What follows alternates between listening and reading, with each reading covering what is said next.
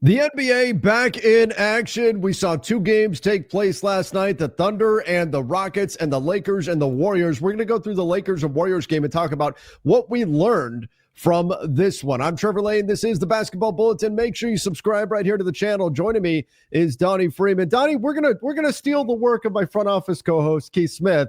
It's okay because it's on the Basketball Bulletin Substack, and we're going to use it to help break down what he was seeing and also what we were seeing in the Lakers versus Warriors game. Donnie, as Lakers fans, that wasn't the ideal outcome for opening night, certainly, but also maybe not an unexpected one. Nah, we talked about it yesterday, and I said, I thought that was a terrible matchup for the Lakers. It just is. I think, firstly, like I said in the live stream, they got some guys that get lost off ball, which is unfortunate. The Warriors are going to run a lot of off ball actions. There are going to be a lot of back cuts. I didn't think that they had enough backline defense to help with those back cuts. It's just a really tough matchup. Athletically in terms of like foot speed, the Warriors are very, very quick out there. It was pretty impressive how they were able to put two on the ball and then scram back out really quickly, and the Lakers were just stuck, didn't know what to do. They were in the zone. The Lakers couldn't figure it out. It was a bad matchup. But hey, Luka looked great. Yeah, well, there is that's for sure. So here on the Basketball Bulletin Substack were some of Keith's points, and he grabbed a few clips, and we'll jump into some of these here. He said the game wasn't as close as the final score. I agree. The third quarter got away from the Lakers, and then they were just kind of kept at arm's distance. Like every time they got close, the Warriors just surged back ahead, and it never really felt like the Lakers threatened much in the second half. Keith calls it a good example of a veteran team getting their opponent down and not really giving them much life from there. That's pretty accurate. We even got a little mini fake comeback, but that was about it. I was just about to ask you about that. Did that look like the vaunted fake comeback? And I saw people saying that. I actually thought that because it happened pretty early in the fourth and stuff like that, it wasn't like typically midway or late, that it wasn't that at first, but then the Warriors called a timeout, got settled again, and then it didn't keep going from there. So yeah, the Warriors, I thought the Warriors looked way more together as a team, just more complete, more ready to play opening night. And maybe that's to be expected when the Lakers only played one preseason game with their actual team on the floor. Yeah. The Lakers looked much more disorganized, and it was noteworthy that, as you said, out of timeouts, especially, the Warriors ran some pretty good actions. There was one in particular that wound up with a Steph pass out for a wide open corner three and turned into a bucket and turned things. The Warriors were able to manage the game like a veteran professional team, and the Lakers just weren't quite at that level. Keith also noted Jonathan Kuminga. There were questions about could he do more than score. He definitely did that. He played good defense, and this is where he got out in transition. This was one of the big concerns for the Lakers defense going into this game was, can they deal with the transition play of the Golden State Warriors? And you could see here they could not. Luka, who had to do a ton offensively, misses the shot there. Ayton tries for the offensive rebound. Here comes Kuminga. But look, Rui Hachimura, that's Steph Curry, man. You got to be out on him. What are we doing? Yeah, but there's also a dude in the corner too, so like he's just out of position entirely. I don't care about the dude in the corner when it's Steph Curry, but yes, right. He like wasn't guarding either of them. He tried to play the middle of ground, but from the Warriors side, transition defense is a weakness of the Lakers, and the Warriors were very clearly ready to take advantage of that. You saw Kuminga push, got to the middle of the floor, find the open man, which whenever the open man is Steph Curry, that's usually a good thing for the team, and they were off and running from there. Yeah, for sure. You're right. You stick Steph. Somebody needs to be just watching him no matter what's happening, fast break or otherwise. Where's Steph at? Let's track him. I don't care what's happening with the other, 8 guys on the court. It's just you and me. We're gonna be stuck together like glue, and I'm gonna go everywhere that you go. But Rui was out of position there. In my opinion, he was in between both guys. But I thought Jonathan played really well in this game. He guarded Luka, which was a very tough assignment, and Luka just looked phenomenal. I think that he did as good of a job as anybody could have truly done on Luka. I thought he contended pretty well. Maybe obviously a higher level defender maybe could have done a little bit better, but there was no stopping Luka last night. That's the main point that I'm trying to make. And so I don't really knock Kuminga for Luka getting off 40 points last night, but I also thought that the decision-making was one of the main things for Kuminga that's really held him back in his Warrior tenure. And I thought he made some very sound, quick decisions. You had a few different assists out there for threes and things like that were plays that maybe in years prior he's trying to like force something at the rim or something like that. So I thought he looked pretty good out there. And obviously the 3 ball is a huge separator for him too. All right, and for the record, Luka, 43 points, 12 boards, 9 assists, 2 steals, 1 block. Unbelievable. Yeah, there's no, he was in such a rhythm that there was just nobody that was actually going to stop him. And you don't stop these guys anyway. You try to make it as difficult, maybe make them a little bit less efficient, but I don't know that would have happened either. He was just in such a rhythm. You can't stop him. You can only hope to contain him. All right, we're going to get into a few more takeaways in 1 minute. Stick around. Don't go anywhere. Ever hear the Sleeper app? Here's a little secret. It's more than just a platform for season-long fantasy leagues. This year, millions of users enjoyed playing fantasy sports on Sleeper, but the app offers so much more. Live stats, real-time updates, and visualizations on all stats. A news feed, so important for me. You can get lightning-fast updates on your favorite players and teams. A real-time chat to allow you to engage with other users about individual plays and performances during the NFL and NBA seasons. So download the #1 sports app today. Experience it for yourself. When you use promo code Bulletin, you get up to a $100 match on your first deposit. Terms and conditions apply. See Sleeper's terms of use for details. Currently operational in over 25 states. Check out Sleeper today. And by the way, they do have a phenomenal promo going on right now as well. Free $20 entry. Go check that out. No deposit required. $20 entry for free. Go check them out. Use the link in the description down below, and that promo code is Bulletin. All right, check this out. Keith was complimenting Will Richard, Warriors' late second-round pick. Anytime you can get contributions out of somebody in the second-round period, it's great. But a late second-round pick, and this is what Golden State got out of him. Again, the Lakers defense, Gabe Vincent trailing there. Oh, this was actually out of a timeout. That was that corner three that I was talking about. And the Warriors trusted him to take and make that shot. That's a big deal. We look at the Lakers defense here. This is just a big time play by Golden State. Obviously, you're so worried about Steph here. Austin Reeves ducked into the paint, worried about Al Horford as well. You look at all the attention to Steph Curry, and then the ball flung out. Just a great pass out to the corner. And if you're the Lakers, you're saying, yeah, I'm going to dive into the paint. I'm going to deal with Al Horford and Steph Curry first, and I'm going to make the rookie shoot. And to his credit, he knocked it down. Donnie, anytime, and it felt like the Lakers don't get enough of this in general. Mm-hmm. You don't get enough outsized contributions or above their pay grade contributions from guys on the Lakers roster. The Warriors even got something from a guy that was a late second round pick here. And I think this was also something that we saw play out in the Thunder game with AJ Mitchell and the way that he stepped up into a bigger role. Some of these other teams seem to have guys that can step into a role and they just keep on playing well. I think that's something the Lakers have struggled with.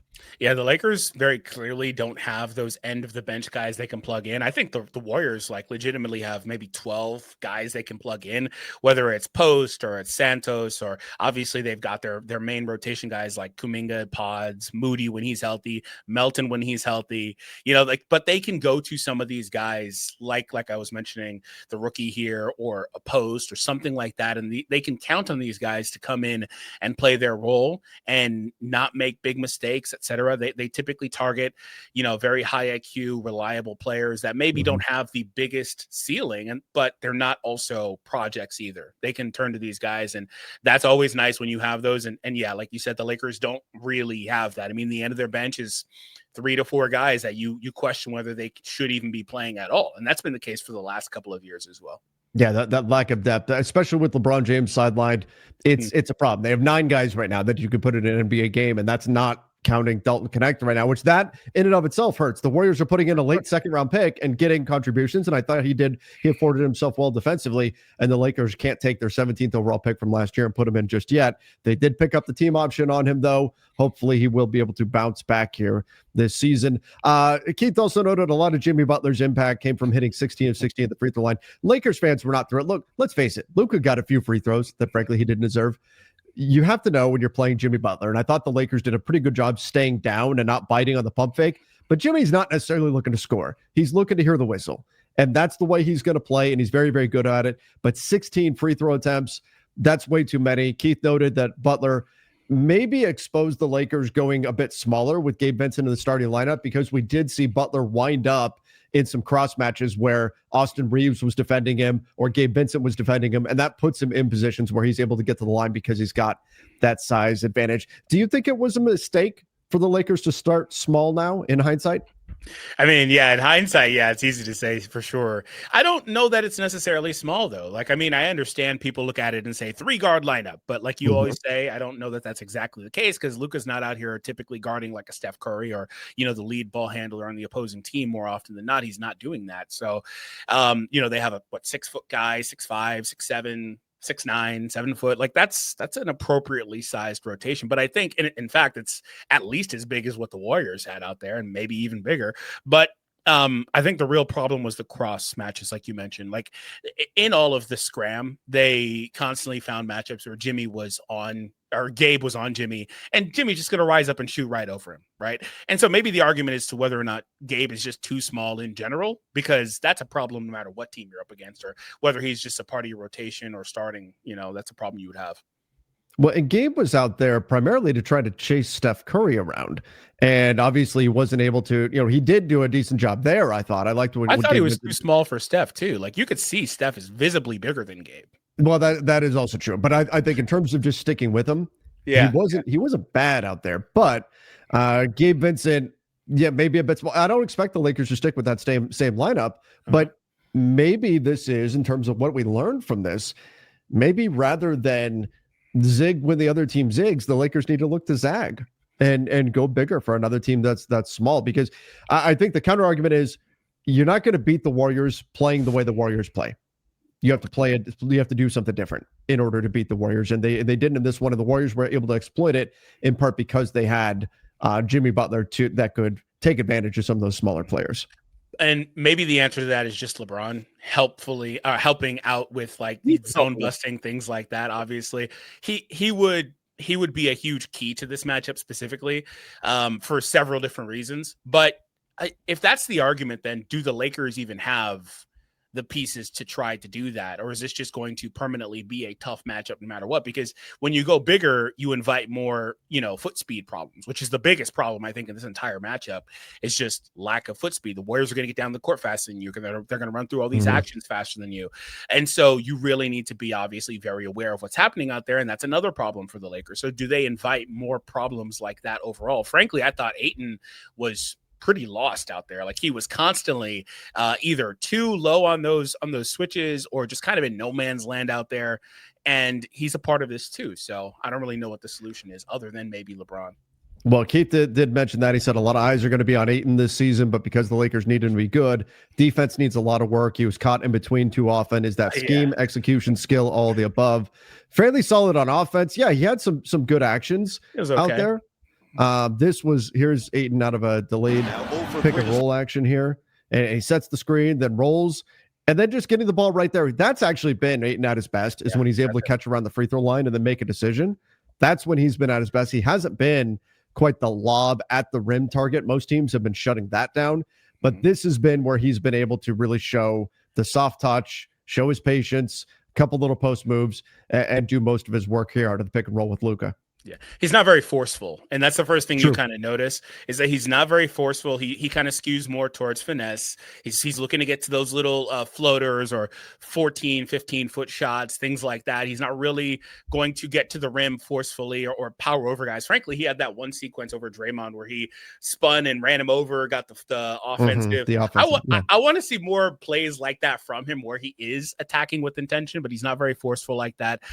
And yeah, they have to obviously work on the pairing offensively with him, but I think they tried to brute force him a little bit in terms of like getting him the ball in spots, and that has mixed results because he oftentimes will turn the ball over because he, for whatever reason, brings the ball very low, and that invites these guys to strip it from him, and that was a problem that he's had the entire time, and maybe that's been a long-standing issue with him. Need to go back and confirm that, but overall, though, I think that on offense, he mostly should be fine, but frankly, on paper, he should have been better in this matchup. I think he was pretty underwhelming, 12.6 rebounds, whatever the numbers were. That's just not enough.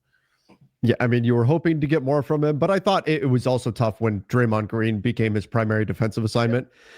Or the other way around. Draymond Green was the primary defender on him. That was. And then who's he guarding on the other end, right? Like that's part of the Kuminga switch too. There's not like is he on Draymond? Because all that does is it means that you're like guys like Rui need to be more aware of what's happening because they're going to get these guys in these split cuts, and you're awareness isn't Rui's best thing. Exactly, you're just going to get burned. So I don't. That's a problem. These are problems. So it felt like Los Angeles played into Golden State's hand. Okay, we talked about that. Rui hit 3 of 6 from deep, but need to get him more touches, the Lakers do, Keith said. And I agree with that to a degree. Like if you're getting Rui the ball, you can't ask him to just go create. He can be a straight line driver. He can be a pull-up 15-foot guy. You do ideally want to get him more touches, but you want to get him touches off of paint touches first, where he can at least attack a closeout.